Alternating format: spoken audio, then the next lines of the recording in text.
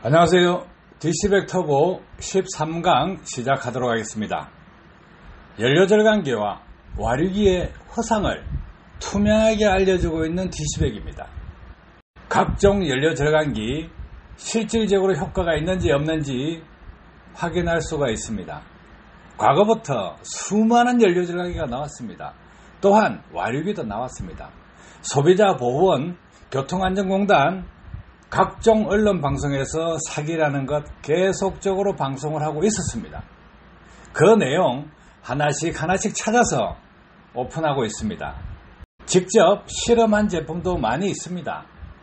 이런 부분들을 정리해서 모아둔 곳이 네이버 카페 DC100 터보를 검색해 보시면 지속적으로 업데이트를 하고 있습니다. 이제 그만 속아야 됩니다. 멍청한 자동차 전문가들이 추천을 합니다. 그 피해 사례는 어떻게 하냐 이거예요. 자동차를 올바로 알지도 못하면서 자신이 좋다고 한다 그러면 이유가 무엇일까요? 이권이 개입 안 되면 그렇게 하겠습니까? 또한 올바른 마인드를 가지고 사고방식이 똑바르다 그러면 자기가 먼저 실험을 해보고 확인하고 검증하는 과정을 거치고 난 뒤에 해야 될 것입니다. 그럼에도 불구하고 그런 중간 과정을 다 생략하고 무조건 좋다 추천하고 나면 그 사람은 엔지니어도 아니고 자동차 전문가도 아니고 아주 나쁜 사람입니다. 근래에 연료 절감한다고 해서 와류기를 판매하는 사람들 많이 있었습니다. 제가 운영하는 유튜브 채널에 오신 분들은 그 늪에서 빠져나오고 계십니다. 와류기를 장착했다 그러면 차주분들의 피해 사례부터 확인해 보시기 바랍니다. 추천하신 분도 양심 고백을 하십시오.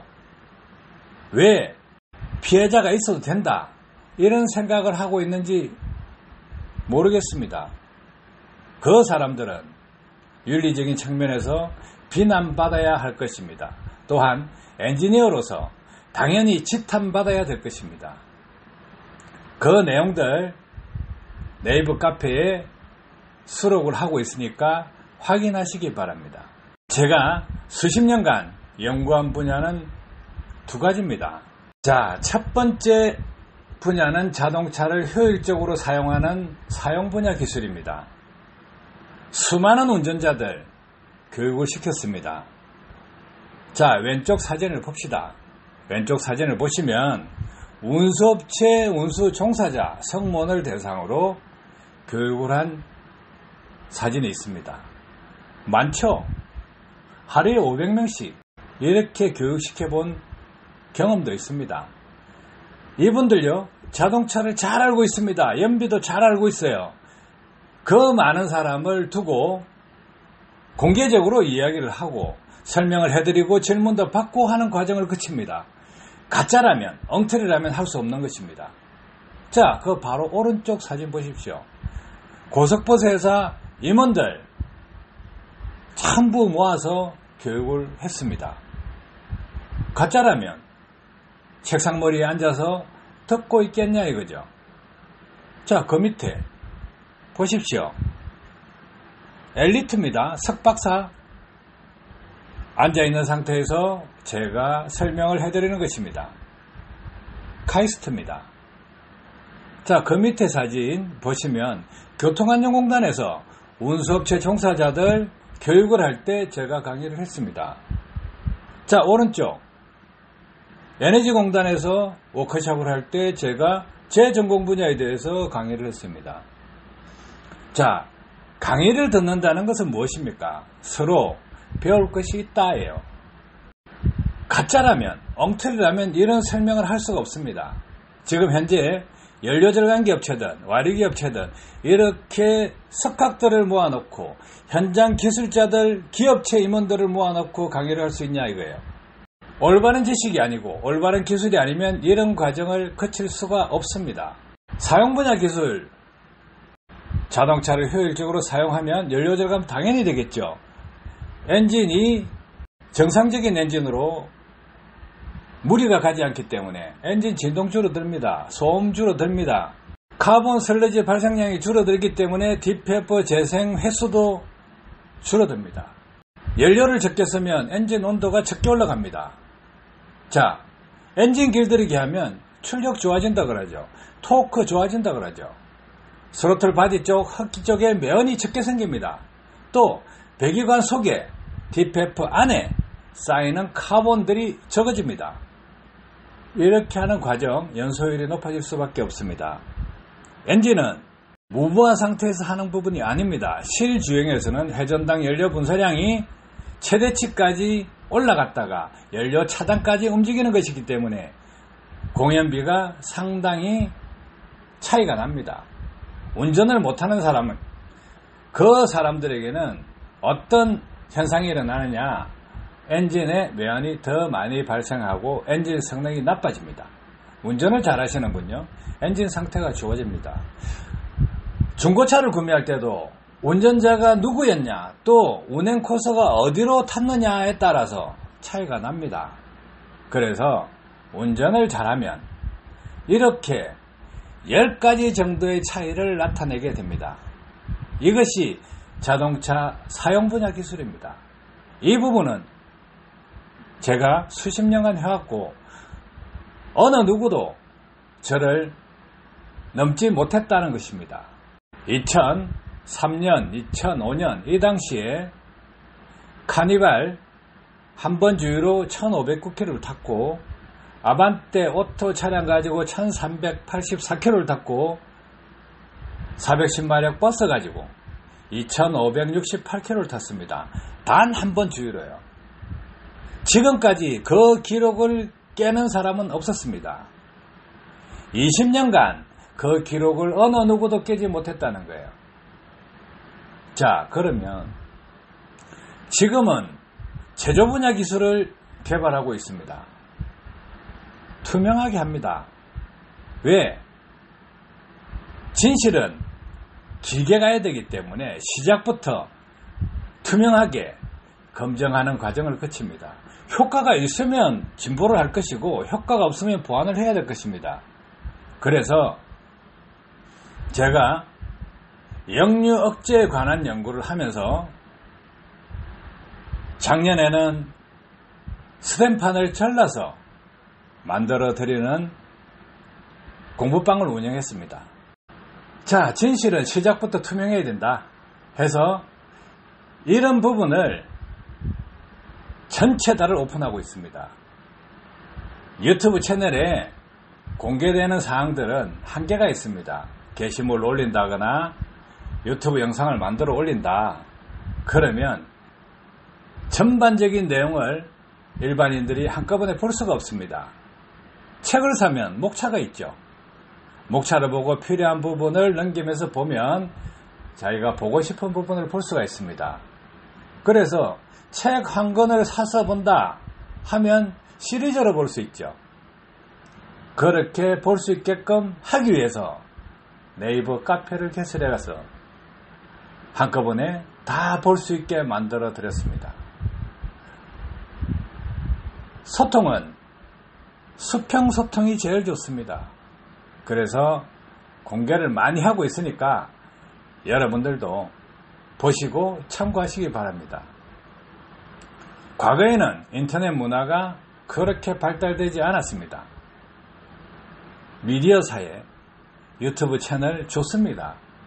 하지만 광대놀이 잘한다고 해서 효과가 있는 것은 아닙니다. 자동차 기술 그렇게 쉽지 않습니다. 하나의 기술을 개발하는데 그 하나의 기술이 모든 기술과 융합이 되어야 됩니다. 융합이 되기 위해서는 자동차 엔진을 많이 알아야 됩니다. 경험도 없고 주먹구구식으로 날탱이들이 할 수 있는 게 아닙니다. 자동차 정비를 오래 했다. 그거는 정비하시는 분들이 정비 능력입니다. 자동차 정비와 엔진 개발 다릅니다. 또 성능 개선 더 다릅니다. 많이 알아야 성능을 개선할 수 있습니다. 이슈 매핑을 한다?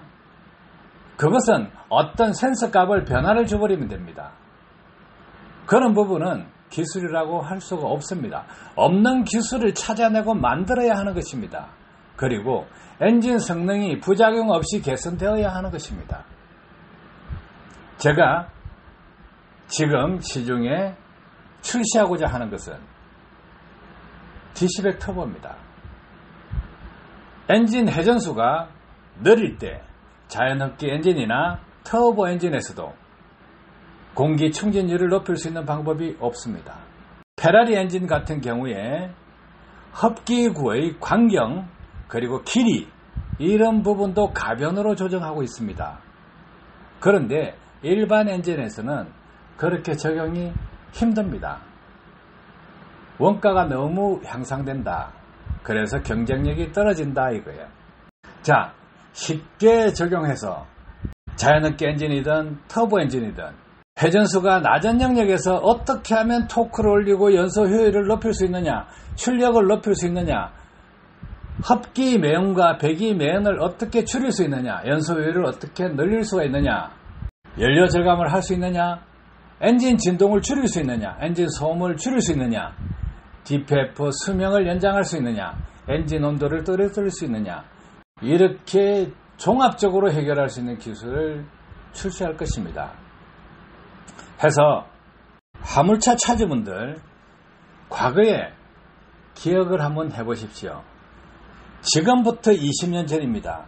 20년 전에 고속도로 휴게소 가시면 커다란 전단지 A1 전단지에다가 연료 절감 사례를 쭉 올려놓고 원리를 다 설명을 해놔놓고 수천 대 장착했습니다.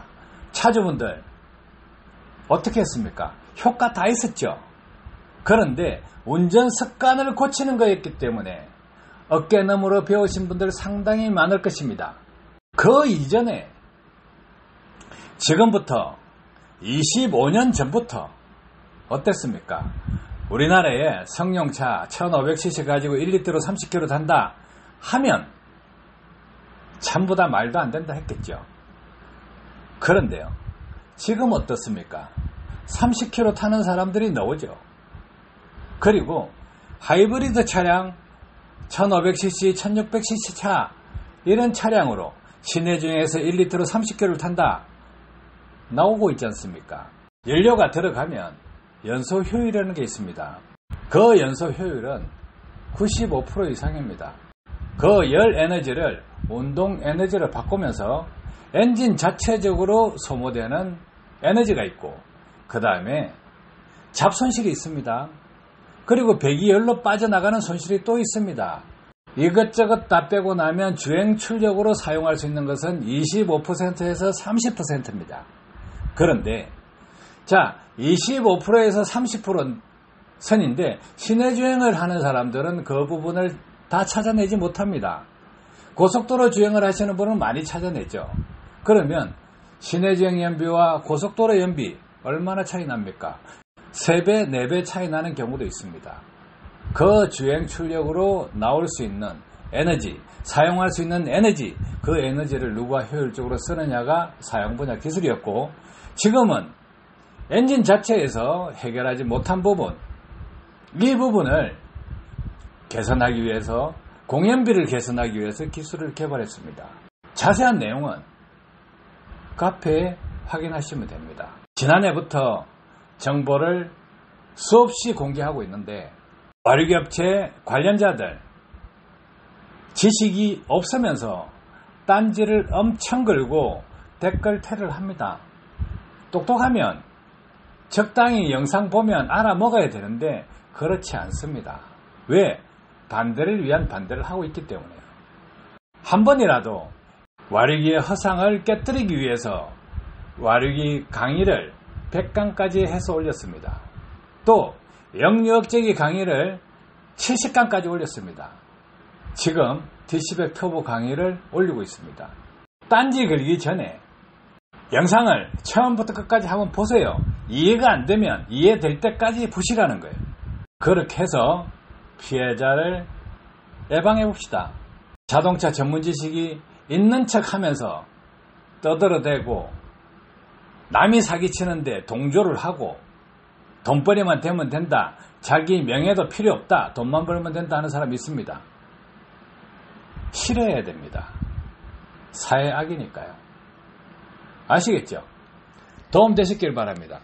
감사합니다.